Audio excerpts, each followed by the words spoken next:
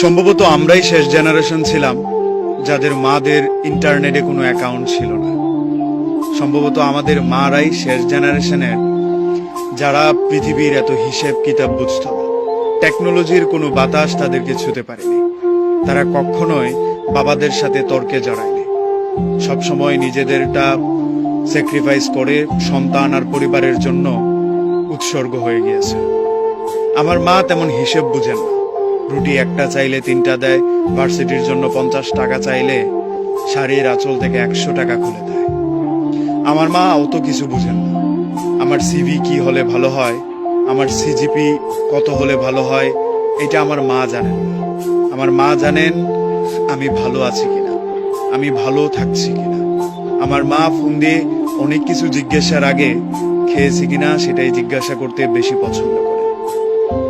কোথাও গেলে বাড়ি থেকে পিছু পিছু হেঁটে রাস্তার কিনারায় আসা আমাদের মারাই বোধহয় শেষ জেনারেশন, যারা শাড়ি ছাড়িয়ে কখনোই আধুনিক পোশাকে নিজেকে মানিয়ে নিতে পারেনি। আমরাই বোধহয় শেষ জেনারেশন যাদের মার আঁচল পেয়েছি। এটা খুব দুর্লভ হয়ে যাবে আগামীদের জন্য, যারা মায়ের শাসনটা ঠিকঠাক উপভোগ করতে পেরেছে। সকালে মক্তবে না গেলে মায়ের ভয়ে পালিয়ে থাকতে হয়েছে হাফ বেলা। স্কুলে একদিন মিস করলে টিচারের শাসনের সাথে সাথে সন্ধ্যায় বাড়ি ফেরার ভয়টা বোধহয় আমরাই শেষ জেনারেশন। আমাদের পরে এই কাজগুলো কিংবা এই অভ্যাসগুলোর সাথে অন্য কোনো জেনারেশন নিজেদেরকে মানিয়ে নিতে পারবে কিনা সেটা নিতান্তই প্রশ্নবোধক। এই টেকনোলজি এসে আমাদেরকে তো আলাদা করেই দিল। সারাদিন উপন্যাস ছেড়ে মোবাইলে ডুবে থাকা, মায়ের কথা শোনার বদলে নাটক দেখা বিষয়টা এখন অহরহ। কিন্তু মায়ের আদর, বাবার শাসন আমাদের মতো কেউ পায়নি। টিচারের শাসন উঠে যাওয়ার পর ছেলে মেয়েদের আদব আগের মতো আছে কিনা সেটা প্রশ্ন করতে পারেন আপনি। মা বকা দিলে সন্তান মাথা গুঁজে শুনে নিচ্ছে, এমন সন্তান এখন হাতে গুনে বের করা বিরল। এখনকার মানুষের দোষ নেই, কিংবা যারা বেড়ে উঠছে তাদেরকেও প্রশ্ন করার নেই। এটা সময় অনেক কিছু পরিবর্তন করে দেয়।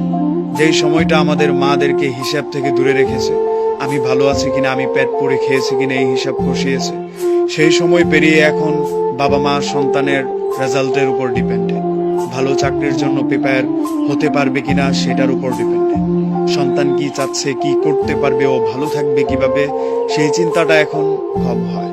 ভালো করতে হবে, অন্যের ছেলে করছে তোমাকেও করতে হবে, এই চিন্তাটা এখন অনেক কঠিনভাবে দেখা হয়। পরিবার আগের মতো সন্তানদেরকে সাপোর্ট দিচ্ছে কিনা সেটাও যথেষ্ট প্রশ্ন। আসলে আমরাই শেষ জেনারেশন যাদের বাবা মারা এই টেকনোলজি আর আধুনিকতার ছোঁয়াতে বিপন্ন ছিল।